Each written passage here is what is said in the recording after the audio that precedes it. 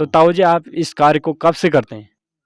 Sir हम इस कार्य को बचपन से इस काम को करते हैं। ढोल की रचना जो हुई ये सतयुग में पहले पंचनाम देवताओं ने कोई वाद्य यंत्र की उनको आवश्यकता पड़ गई, तो उन्होंने वाद्य यंत्र बनाने के लिए ढोल को ही चुना। इसका आकार निर्धारित किया गया और पहले उन्होंने सोने का ढोल बनाया, चांदी का बनाया, पीतल का बनाया, लेकिन किसी पर आवाज़ नहीं निकली।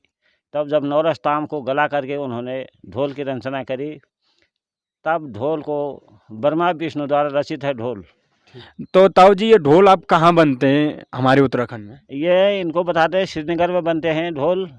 और पुराने समय में ये टमटा लोग करते थे ढोल को। अच्छा, अल्मोड़ा के टमटा लोग। हाँ, अच्छा, असली ढोल तो तांबे का ही होता तांबे का है, होता है। हैं? और बीच में इसमें विदेशार भी लगाया जाता है। हाँ, इसको ये शेषनाग का प्रतीक बताया गया है इसको। अच्छा, इसका मुँह नीचे पाताल लोक के लिए रहता है, नीचे को। ठीक है। हाँ, और ढोल का बाई जो ये पोड़े कहते हैं, इसके लिए ये बाई पोड़, ये अर्धनारीश्वर का मतलब ये पार्वती का रूप या शिव का रूप है। अच्छा, हाँ, अर्धनारीश्वर ठीक है। भगवान शिव का ही मतलब इसमें दिया है। ये शेषनाग के कुंडल है। हाँ, ये ब्रह्मफांस कहते हैं, इसके लिए ब्रह्मफांस है। अच्छा। और जो दमाव है, ये दमाव भी।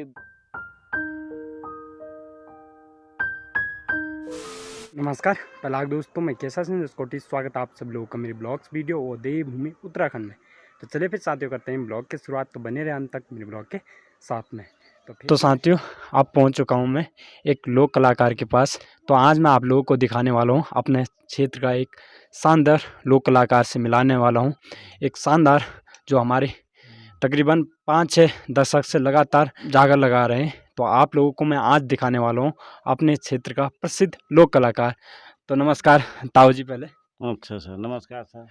तो ताऊ जी पहले अपनी एक छोटी सी प्रस्तुति हमें सुना दें।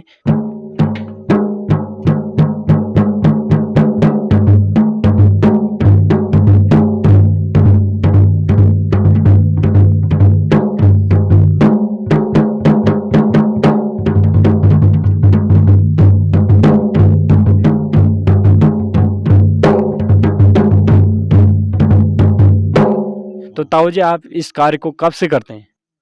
सर हम इस कार्य को बचपन से इस काम को करते हैं। हमारे पूर्वज भी इसी काम को करते थे। वो इस विषय में बहुत सिद्धहस्त थे। उन्होंने बाघंबर ताल भी बजाया, बोगसाड़ की विद्या सीखी, चौबाट की धूल, या सभी कामों में दक्षता प्राप्त की थी उन्होंने। अच्छा, आप इसे बचपन से करते हैं? हाँ, बचपन से करते हैं इस काम को। अच्छा, अभी क्या उम्र हो गया आपकी? हमारी उम्र हो गई करीब 67। 67। हाँ, 67 तो तकरीबन 60 साल तो फिर भी आपको हो ही गए होंगे ढोल बजाते हुए। सर 60 साल से ऊपर हो गए हैं। अच्छा, हाँ, तो आपका एक खानदानी पेशा है? खानदानी पेशा है। अच्छा, हमारे पूर्वज भी इस काम को करते आए थे, बस पहले से ही? पहले से ही, अच्छा, प्राचीन समय से। प्राचीन समय से। हाँ, ठीक है। तो आपने ये विद्या अपने पूर्वजों से सीखी हुई है? हाँ, थोड़ा बहुत वैसे भी सीख ली, पूर्वजों से भी सीखी। अब हमारे जो दादाजी थे, हम बचपन में हम छोटे थे उसी समय उनकी मृत्यु हो गई थी। इस कारण पूरा नहीं सीख सके, थोड़ा कम ही सीख पाया, पर फिर भी काम चलाने के लिए काम चला लेते हैं। नहीं ताऊ जी आप काफ़ी अच्छा ढोल बजाते हो और साथ में काफ़ी विस्तार में मैंने आप लोगों को दिखा भी रखा है। मैंने 2-3 भंडारे दिखा रखे हैं जिसमें ताऊ जी ने जागर लगाई थी। तो ताऊ जी काफ़ी विस्तार में अगर जब शुरू करते हैं ना जागर लगाना, तो तकरीबन पहले 1.5-2 घंटा लगाते हैं जागर शुरू करने में। हाँ, पंचनाम देवताओं का नाम लेना पड़ता है उसमें। जितने भी देवी देवता होते हैं, पहले सब देवताओं का नाम उजागर करना पड़ता है। उसके बाद जिस देवता की पूजा होनी है, तब उसके बाद उस देवता की जागर लगाई जाती है। हाँ, तब पहले तो नाम सबका ही लेना पड़ता है, सब देवताओं का। सब देवताओं का नाम लेना पड़ता है। और मैंने कई जगह ये भी देखा है, मैंने चमोली तरफ भी, साथ में पौड़ी तरफ, नीचे हम भी कुमाऊं के हैं, पर नीचे कुमाऊं साइड भी क्या करते हैं कि जब जागर लगाते हैं तो सीधा अगर भैरव देवता की जागर लगानी हो तो सीधा भैरव देवता की जागर लगाते हैं।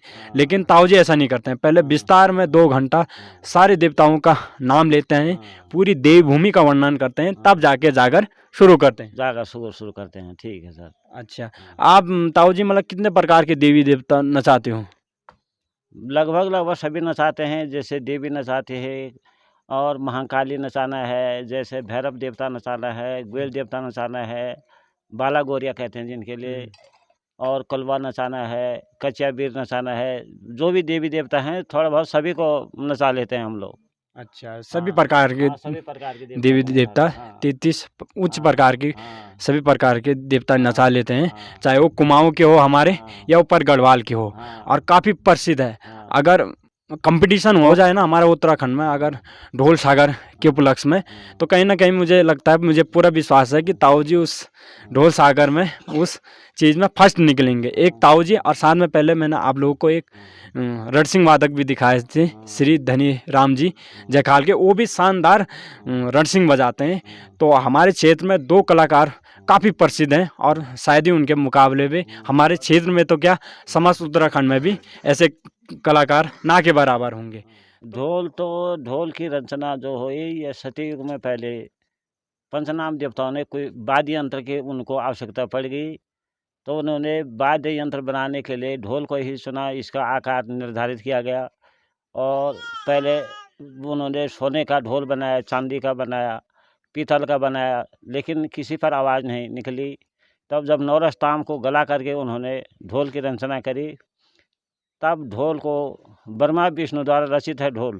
ठीक है। हाँ, और सामवेद से ढोल की उत्पत्ति हुई है, और ढोल सागर की उत्पत्ति भी उसी से हुई है।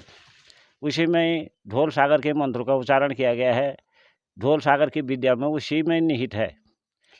उसी को पुराने समय में वैसे जो ये ढोल सागर के प्रकांड विद्वान थे उन्होंने इसको पूरा सीखा, इसमें अपना जीवन अर्पण किया। पूरा समय इसी विद्या को, इसी अपने बच्चों को भी इसी कला को सिखाते थे। ठीक है। आज ये कला ज़रा कुछ विलुप्त जैसी होने लगी है। आदमी बेरोजगारी के कारण उनका पहाड़ों से पलायन हो रहा है, और खेती पाती में अन्न पानी भी कुछ नहीं हो रहा है, उतनी इसमें ज़्यादा वैसे आय भी नहीं है इसमें। तो आदमी महंगाई के कारण परिवार पालना असंभव हो गया आदमी के लिए। इस कारण से लोग इस काम को छोड़ते जा रहे हैं। लेकिन ताऊ जी आज के समय में तो 7 पुश्ते पहले भूत देवता भी निकल जा रहे हैं, तो इस कारण तो थोड़ा बहुत रोजगार तभी मिलता होगा। भूत देवता का ऐसा है कि उनको भी समय दिया गया है कि कलयुग में आप उत्पन्न हो जाएंगे। जब उस समय धर्म के कारण सब चीज़ टिकी हुई थी। आज कलयुग में अभी तो घोर कलयुग आगे आने वाला है, धर्म की हानि होने लग जाएगी है। तो उनको भी मतलब कलयुग का समय में उनको भी मतलब ऐसा है कि वो भी उत्पन्न होने लग जाते हैं इसमें। हाँ, ये भी देखने को मिल रहा है कि जिसकी डेथ हो जाती है, छोटा सा बच्चा जिसका नामकरण भी नहीं हुआ रहता है, वो भी आज के टाइम में भूत लग जा रहा है। पहले नहीं निकले, जब तक इनके माँ बाप थे तब तक ये नहीं निकले, अपने जो उनका जिसमें पूजन नहीं होना था। लेकिन आप देखें 7 पीढ़ी के भूत भी निकल रहे हैं इस समय में, तो कलयुग का प्रभाव हो गया। हाँ, जिसको आज की पीढ़ी को पता ही नहीं है अपने पूर्वजों के बारे में, उनका जिनको नाम भी नहीं सुना है, पुराने 7-8 पीढ़ी पहले कौन थे, उनका नाम क्या था, तो वो उतने पुराने समय के भूत उत्पन्न होते जा रहे हैं। तो ये कहीं ना कहीं कलयुग का संकेत है। कलयुग का संकेत है। तो ताऊ जी, ये ढोल अब कहाँ बनते हैं हमारे उत्तराखंड में? ये इनको बताते हैं श्रीनगर में बनते हैं ढोल, और पुराने समय में ये टमटा लोग करते थे ढोल को। अच्छा, अल्मोड़ा के टमटा लोग। हाँ, अच्छा, और अल्मोड़ा के टमटा थे, जहाँ जहाँ भी मतलब टमटा लोग होंगे वो इसकी रचना करते थे। तो ढोल में भी जो मान ले जाए, ये तांबे का, असली ढोल तो तांबे का ही होता है। और बीच में इसमें विदेशार भी लगाया जाता है। इसको ये शेषनाग का प्रतीक बताया गया है इसको। अच्छा, इसका मुँह नीचे पाताल लोक के ले रहता है नीचे को। हाँ, और ढोल का बाई जो ये पोड़े कहते हैं, इसके लिए ये बाई पोड़, यह अर्धनारीश्वर का मतलब यह पार्वती का रूप या शिव का रूप है। अच्छा, हाँ, अर्धनारीश्वर ठीक है। भगवान शिव का ही मतलब इसमें दिया है। ये शेषनाग के कुंडल है। ये ब्रह्मफांस कहते हैं, इसके लिए ब्रह्मफांस है। अच्छा, और जो दमाव है, ये दमाव भी ब्रह्मलोक से ब्रह्मा जी ने मृत्युलोक में भेजा था ऊपर से शिव की त्रिशूल में। ठीक है। और तब जाके इसे 2 वाद्य यंत्रों का निर्माण किया गया। ढोल वाद्य हो गया, तो जो दमाव कहते हैं जिसलिए वो संवादी हो गया। ठीक है। तब इनका तालमेल मिल गया। मिलता है। हाँ, ठीक है। हाँ। और ढोल तांबे का ही होता है कि और किसी का भी होता है? वैसे तो नागराजा का ढोल चांदी का होता है। और कहीं कहीं ये बदार मुल्क में मतलब ऐसे पीतल के भी ढोल बनते हैं। ठीक है। बनने का तो किसी भी धातु का बना सकता है आदमी, लेकिन वो ढोल सागर के अनुसार ढोल जो होता है पुराने समय में तांबे का ही इसका रचना हुई थी। प्रसिद्ध ढोल तांबे का ही हुआ। प्रसिद्ध ढोल जो है तांबे का होता है। अच्छा। हाँ सर। तो साथियों, काफ़ी अच्छी अच्छी जानकारी ताऊ जी से मिल रही है और कई लोगों ने भी मुझे कहा था कि आप ताऊ जी के पास जाएं और उनसे भी ढोल सागर के बारे में पूछें। तो ताऊ जी, आपके पास ये ढोल सागर का पुस्तक भी है जिसमें पूरा ये नहीं। तंत्र विद्या लिखी हुई हो? ना वो पुस्तक नहीं है, वो पुराने समय में थी, हमारे पूर्वजों के पास थी, हाँ। उनके पास सभी विद्याएं थी, लेकिन अब वो नहीं है। अच्छा, अब नहीं हो? अब नहीं हो। हाँ। ठीक है। हाँ। तो ये कहीं लिखी रहती है, अभी भी कहीं पुस्तकें हैं ढोल सागर का कुछ हाँ, ऐसा? कई जगह हो रहते हैं, अच्छा। अभी रहते हैं, लेकिन पुस्तकें बहुत पुराने हो गए होंगे वो। हाँ, वो हाँ, पढ़ने में भी नहीं आती होगी? पढ़ने में भी नहीं आते, वो पुराने समय की लिखाई भी दूसरी होती थी। हम्म, हाँ, दूसरी लिखाई है। ठीक है। हाँ। तो आपके बच्चे भी सीख रहे हैं इससे ढोल सागर को? अब बच्चे के लिए भी कह रहा हूँ मैं, लेकिन बच्चे भी अब इसमें रोजगार की संभावना कम है, दिख रही है। हाँ। महंगाई का समय है, ऐसा हो गया है। अच्छा। कैसे अपने बाल बच्चों को पालेंगे, समय कैसे चलाएंगे? हम्म, नौकरी खेती बाड़ी में कुछ नहीं हो रहा है। हाँ, वो तो है। हाँ। नहीं नहीं, सिखाना चाहिए आने वाली पीढ़ी को भी हाँ, सिखाएंगे, ये, कोशिश करेंगे उनको क्योंकि सिखाने दिन प्रतिदिन जो देवता है वो भूत देवता आते रह रहे हैं। की। तो हाँ, वो ये तो आते रहेंगे, कलयुग में पता नहीं क्या क्या होता है आगे के लिए, कैसा होता है, कब कलयुग का अंत होता है, इसका भी कोई पता नहीं है। बिल्कुल। हाँ। जैसी विद्या ताऊ जी के पास है वैसे तो उनके बच्चों के पास नहीं रहेगी, लेकिन फिर भी आप उन्हें ज़रूर सिखाएं ताकि हमारी संस्कृति हमारे बीच जीवित रहे, ढोल सागर का ज्ञान हमारे बीच रहे। क्योंकि कई देखे हैं, मैंने पहले भी कहा कि ऊपर चमोली के साइड भी और साथ में इधर पौड़ी के साइड भी, नीचे हमारे अल्मोड़ा साइड भी काफ़ी सारे ढोल वादक हैं, लेकिन वो कुछ ढंग से बजाते ही नहीं हैं। उससे कई देवता तो नाचते भी नहीं हैं। हाँ, मतलब ऐसा अपने अपने ढंग का अलग अलग रीति रिवाज होते हैं, उनके अनुसार वो लोग बाजा बजाते हैं। जैसे कुमाऊं मंडल में अलग प्रकार से बजता है, गढ़वाल में अलग बजता है। खुद थोड़ा इनमें चालों में भी थोड़ा बहुत अंतर होता है। अंतर होता लेकिन है। विद्या में शायद इतना अंतर नहीं होता होगा। विद्या तो सब लगभग एक ही रहती एक है, ही सबका रहती है। सार सबका एक ही होता है। हाँ, ठीक है। सार कहते हैं जो, सार एक ही होता है। सारे की होता है। हाँ। ठीक है। तो ताऊ जी, साल में मतलब कितना टाइम में आपको कितने महीने काम मिलता है इस ढोल सागर में? सर साल भर में हमको जैसे मतलब मंगसीर का महीना है, हाँ। और पूस का महीना है, हाँ। और फाल्गुन का महीना, बैसाख, और मतलब ग्रीष्म ऋतु में मतलब ये काम मिलता है, और जाड़े के ऋतु में मिलता है काम। हाँ, ठीक है। बाकी माघ का महीने में नहीं मिलता है काम। हाँ। हाँ। तो ताऊ जी को तो हमारे क्षेत्र में काम काफ़ी अच्छा मिलता है, काफ़ी प्रसिद्ध हैं ढोल सागर की विद्या में। इनके मुकाबले हमारे क्षेत्र में कोई भी नहीं है। अगर उत्तराखंड में भी कुछ कंपटीशन किया जाए ढोल सागर के बारे में तो मुझे लगता है कि ताऊ जी टॉप नंबर पे आएंगे। तो आपकी पेंशन भी लगी है लोक कलाकार के नाते ताऊ जी? नहीं नहीं सर, पेंशन नहीं है मेरी, लोक कलाकार के नाते पेंशन नहीं थी। वृद्धा पेंशन तो मिलती होगी आपको? हाँ, वृद्धा पेंशन मिलती है, लेकिन ये लोक कलाकारी का जो ये पेंशन है ये नहीं मिलती है। तो साथियों, जो धीरे धीरे हमारी संस्कृति विलुप्त होती जा रही है उसका मेन कारण ये भी है, जो असल लोक कलाकार हैं उनको पेंशन नहीं दी जा रही है। हमारे गवर्नमेंट ने बना तो रखा है संस्कृति विभाग, लेकिन वो गिने चुने लोगों को ही देती है जिनका वो गुणगान गाती है। बाकी जो हमारे असल लोक कलाकार हैं जिन्होंने हमारी संस्कृति बचा रखी है, जो हमारे असली लोक कलाकार हैं, उन तक एक भी रुपया नहीं पहुंच रहा है। तो कहीं ना कहीं धीरे धीरे हमारी संस्कृति इसीलिए विलुप्त हो रही है कि इनको अपना जीवन यापन करना बहुत ही आज के समय में कठिन हो चुका है, क्योंकि महंगाई इतनी हो चुकी है कि क्या ही बताएं, और धीरे धीरे ये काम खत्म होते जा रहा है। विलुप्त होते जा रहा है। हाँ। तो एक चाल हम और सुनेंगे ताऊ जी से, थोड़ा और बजा दे। अब दूसरा चाल बने।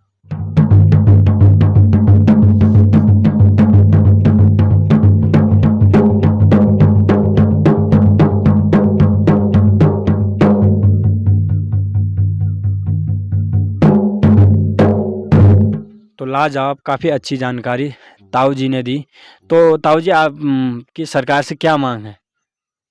मांग यह है कि अब बेरोजगारी हो गई है सर, अब ये कि हमारे बच्चों को रोजगार दिया जाए, और कुछ हमको मतलब कुछ सरकारी सहायता लोक कलाकार के नाते लोक कलाकार पेंशन के दिया नाते जाए। कुछ मिल जाते तो सही रहता है वृद्धावस्था में। ठीक है। हाँ। वैसे इन्हें पेंशन मिलनी चाहिए ताकि इनके बच्चे भी सीख सके। तो ताऊ जी, डोर की जागरी अलग होगी, ढोल की जागरी अलग अलग होती है? जैसे कोई छोटी जागर होती है, तो कोई जैसे बड़ा मेला है तो उसके लिए मतलब ढोल का प्रयोग किया जाता है। अच्छा। और छोटी जागरों के लिए मतलब हुड़का हुड़का वादन या ये जो ढोल डमरू वादन है इसको किया जाता है। अच्छा हाँ अच्छा, ढोल मतलब बड़े बड़े जागर के हाँ, लिए, बड़े जैसे जागर यात्रा के होती लोग, है, हाँ, माँ भगवती की यात्रा, पांडव हाँ, लीला, हाँ, और भी कई यात्राएं होते हैं। लीला होती है पांडव ढोल लीला में, होती है। हाँ हाँ हाँ सर, ठीक है, हाँ। तो ये मतलब इनकी विद्या भी सेम रहती होगी। इनकी विद्या भी सेम, थोड़ा बहुत अंतर तो पड़ता है उसमें, हाँ। और उसमें लय में चले जाता है, हाँ, और इसमें मतलब वैसे ही होता है जैसे बोलना है वैसे साधारण तरीके से, साधारण तरीके और वो गायन तरीके से वो होता है। गायन तरीके में आता है। हाँ, हाँ जो डोर की हाँ जागरी होती है वो हाँ गायन हाँ शैली में आता है, हाँ, ये शैली में थोड़ा आता है। खड़ी बोली में हाँ ढोल की जागरी लगाई जाती है। हाँ तो बहुत बहुत धन्यवाद ताऊ जी आपका, हाँ, धन्यवाद आपको भी। अपना कीमती समय देने के लिए बहुत बहुत धन्यवाद। हाँ, तो आई होप आप लोगों को वीडियो पसंद आया होगा, तो वीडियो को लाइक करना, शेयर हाँ, करना, हाँ, और मेरे चैनल पे नए हैं तो चैनल को सब्सक्राइब जरूर करना। और आपके क्षेत्र में भी ऐसे कमाल के लोक कलाकार हैं तो प्लीज़ मुझे कमेंट करके ज़रूर बताना, मैं वहाँ तक भी पहुँचूँगा। और ये इतने शानदार लोक कलाकार हैं कि मैं बता नहीं सकता। चाहे कोई भी देवता हो ताऊ जी, सब देवता नचाना जानते हैं, चाहे वो कुमाऊँ के हो, चाहे वो गढ़वाल के हो, हर देवता नचाना ताऊ जी भली भांति जानते हैं, और काफ़ी शानदार, काफ़ी ईमानदारी से जागर लगाते हैं। तो बहुत बहुत धन्यवाद ताऊ जी।